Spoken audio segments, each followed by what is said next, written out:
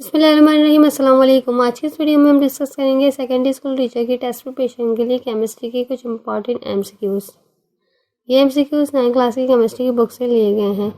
MCQ number 1 है transfer of electrons between atom result in, यानी कि वो कौन सी बॉन्डिंग है जिसमें ट्रांसफ़र ऑफ इलेक्ट्रॉन होता है।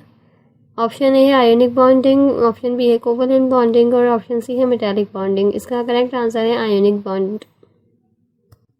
MCQ number 2 has densities of gases are expressed in terms of, option है ग्राम पर डेसीमीटर क्यूब, ऑप्शन बी है किलोग्राम पर डेसीमीटर क्यूब और ऑप्शन सी है ग्राम पर सेंटीमीटर क्यूब। इसका करेक्ट आंसर होगा ऑप्शन ए ग्राम पर डेसीमीटर क्यूब। यहाँ पर एक्चुअली गैसेस की जो यूनिट है ना वो पूछा जा रहा है कि वो गैसेस का यूनिट हम जो है किस फॉर्म में लिखते हैं, तो ग्राम पर डेसीमीटर क्यूब होता है। अगर आपको इस तरह से नहीं, ये डेसीमीटर -3 इसलिए लगाया गया है क्योंकि ये डेसीमीटर क्यूब होता है और डिनोमिनेटर में, जब हम इसको न्यूमरेटर में लिखते हैं तो हम इस तरह से लिखते हैं इसको ग्राम डेसीमीटर -3। अगर ये -3 जो है +3 में होगा तो किस तरह से लिखा जाएगा, ग्राम और फिर डिनोमिनेटर में लिखा जाएगा डेसीमीटर क्यूब। MCQ नंबर 3 है Tyndall effect is shown by paints, sugar solution और जेली। तो इसका करेक्ट आंसर होगा option C jelly. Next MCQ है in which cell spontaneous chemical reaction take place. Option A है इलेक्ट्रोलाइटिक सेल, ऑप्शन बी है Nelson cell और option C है galvanic cell. तो इसका करेक्ट आंसर है ऑप्शन सी कैल्वेनिक सेल।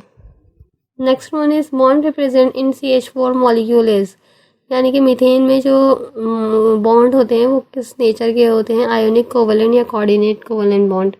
तो बस आपने इसी का आंसर देना है, तो उसमें होते हैं कोवलेंट बॉन्ड।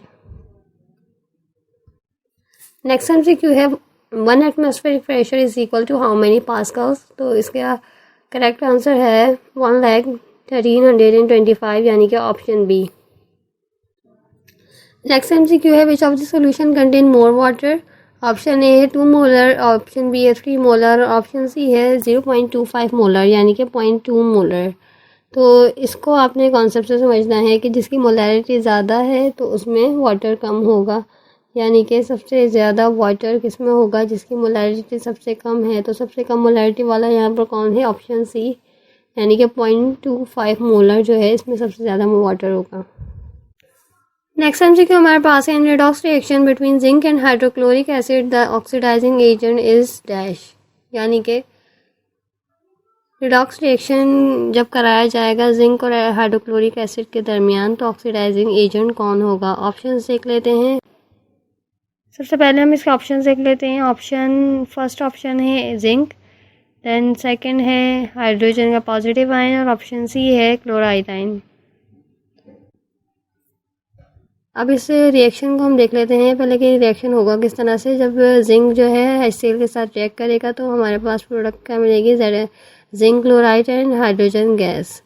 अब इसमें हमें ये देखना है कि ऑक्सीडाइज कौन होगा और ऑक्सीडाइजिंग एजेंट कौन है। जो चीज़ ऑक्सीडाइज होगी यानी कि लॉस ऑफ इलेक्ट्रॉन करेगी वो क्या कहलाएगी कि ऑक्सीडेशन हुई है इसकी, यानी कि ये ऑक्सीडाइज हुआ है।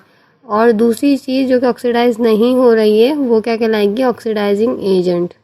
अब रिडॉक्स रिएक्शन होते क्या है कि इनमें ऑक्सीडेशन एंड रिडक्शन दोनों चीज़ें हो रही होती हैं। अब हम इस जिंक क्लोराइड को देख लेते हैं किस तरह से बना है।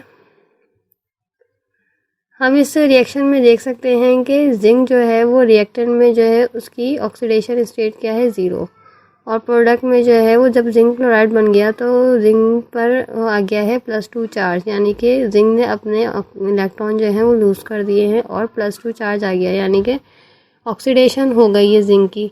तो इटसेल्फ जिंक क्या हुआ है, ऑक्सीडाइज हुआ है। तो ऑक्सीडाइज करा किसने है, ऑक्सीडाइजिंग एजेंट होगा कोई। अब ऑक्सीडाइजिंग एजेंट जो है वो है हाइड्रोक्लोरिक एसिड का जो हाइड्रोजन है ना वो है ऑक्सीडाइजिंग एजेंट, क्योंकि वो इटसेल्फ क्या हो रहा है, रिड्यूस हो रहा है। जब भी ऑक्सीडेशन स्टेट जो है वो बढ़ती है यानी कि 0 से +2 में जाती है तो ये क्या होता है, ऑक्सीडेशन। आई होप आपको ये समझ में आया होगा कि जिंक किस तरह से ऑक्सीडाइज हुआ है और जिंक की ऑक्सीडेशन कराई किसने है, हाइड्रोजन आयन ने। नेक्स्ट MCQ है which of the following is a non electrolyte. Option A है हाइड्रोक्लोरिक एसिड यानी कि HCl, ऑप्शन बी है सोडियम हाइड्रोक्साइड यानी कि NaOH और ऑप्शन सी है बेंजीन। तो इसका करेक्ट आंसर होगा बेंजीन। नेक्स्ट MCQ है the symbol of potassium is. Potassium का सिंबल क्या होता है? ऑप्शन ए है P, ऑप्शन बी है S और ऑप्शन सी है K। तो पोटेशियम को रिप्रेजेंट करते हैं कैपिटल K से। इस तरह आपको सारे एलिमेंट्स का पता होना चाहिए कि किस एलिमेंट को किस सिंबल से रिप्रेजेंट करते हैं। ये है तो बहुत ही बेसिक सी बात, लेकिन कभी कभार ये भी पूछी जाती है।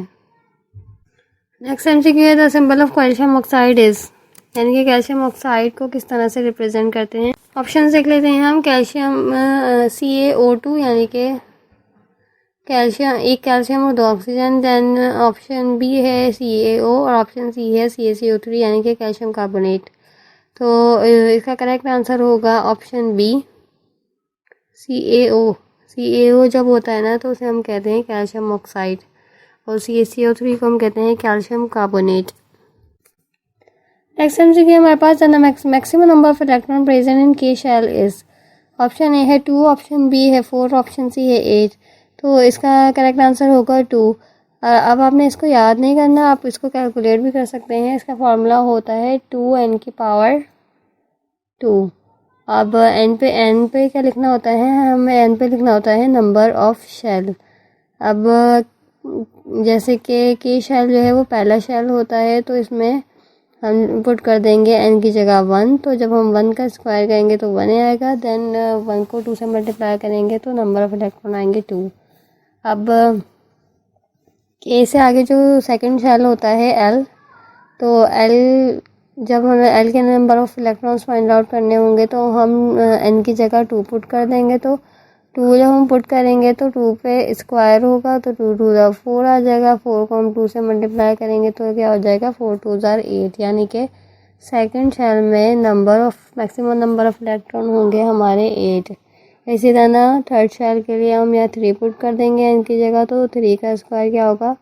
3 3 9 और 9 2 18, यानी कि थर्ड शेल में मैक्सिमम नंबर ऑफ इलेक्ट्रॉन होंगे 18। इस तरह से आप नंबर ऑफ इलेक्ट्रॉन जो है वो फाइंड आउट कर सकते हैं। आई होप आपको ये MCQ समझ आए होंगे। इन MCQs में जो भी प्रॉब्लम हो तो कमेंट में ज़रूर बताइएगा। Thank you so much for watching.